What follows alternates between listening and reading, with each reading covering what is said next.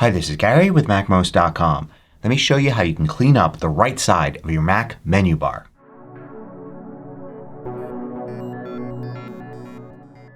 MACMOST is brought to you thanks to a great group of more than 1,000 supporters. Go to MACMOST.com/Patreon. There you could read more about the Patreon campaign, join us, and get exclusive content and course discounts. So more and more today I'm hearing that people have a crowded right side of their Mac menu bar.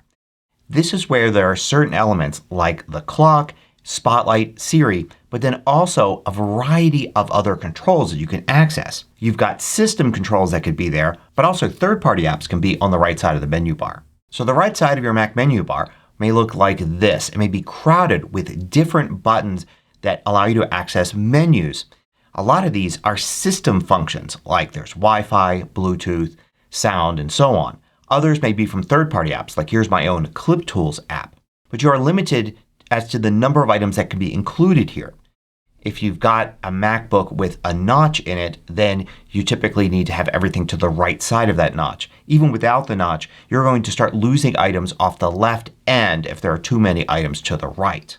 Typically when I help people who have a problem where there are too many items, there are many that they're just not using, or at least not using them enough to justify them being here in the menu bar all the time. So the first thing you want to do in cleaning this up is look for items that you pretty much never use. You may have just added them there because it was neat to add them there and it was convenient, or you may have used them in the past but you don't need them now. To get rid of an item, all you need to do is hold the Command key down and drag it down.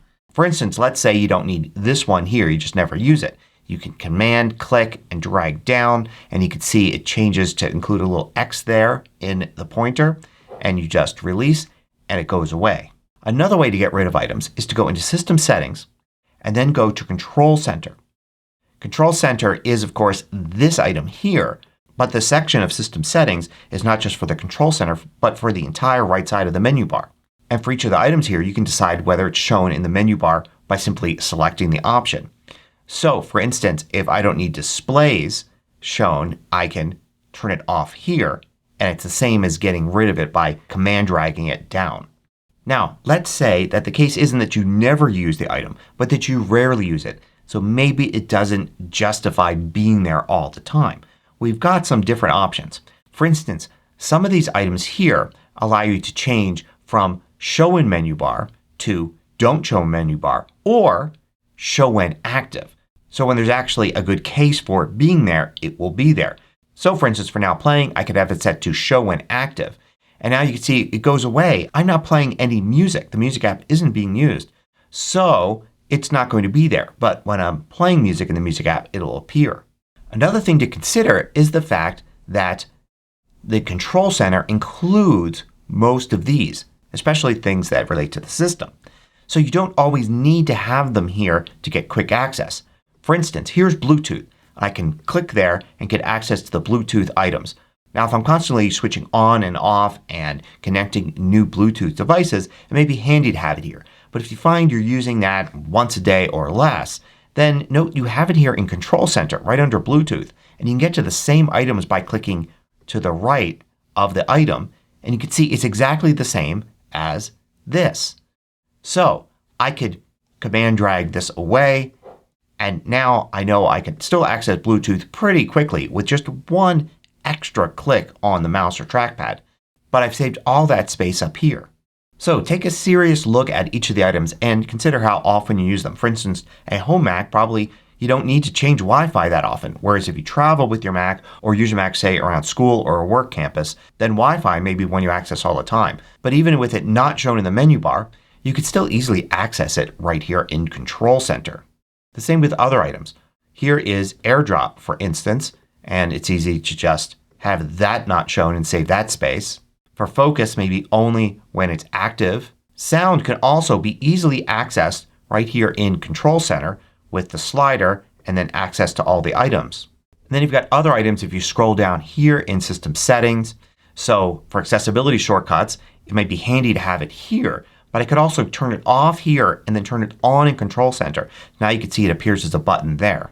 For fast user switching, I could have that turned off here and I could have it as a button in Control Center. Now there's more you can do to shrink what's in here. For instance, you've got your clock here and you could set the clock options there in System Settings. So I could have it show the date but maybe not the day of the week. And maybe I don't need AM and PM. If you really want to shrink it down, you could have it never show the date and switch to an analog style clock. And then it's as small as possible. You also for date can set it to when space allows. So if this gets crowded as items are in use and are shown, maybe the date is hidden, but other times maybe it's shown. You also have the ability to get rid of some other items like Siri and Spotlight. Now with Spotlight you can command drag it down to get rid of it, but you don't seem to be able to do that with Siri. But here in the Control Center portion of System Settings you do have the ability to turn off Siri in the menu bar. Siri is still active and you could still use the Siri shortcut here and Hey Siri that's set in the Siri and Spotlight part of System Settings. So here I have the keyboard shortcut set to hold Command Space and that's all I really need. I don't need to have to click up here to access Siri. And for Spotlight as well, I can have that not shown in the menu bar because I can just use Command Space to bring up the Spotlight menu.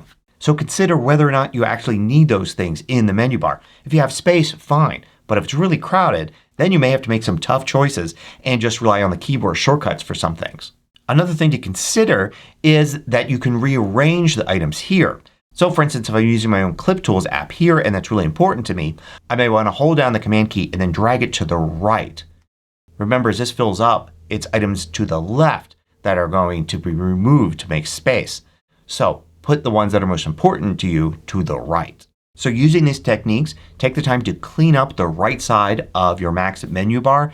Get the most important things all the way to the right. Remove things that you can easily access in other ways or rarely need. Hope you found this useful. Thanks for watching.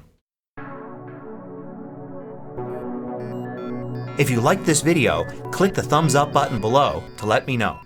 I publish new tutorials each weekday. Hit the subscribe button so you don't miss out.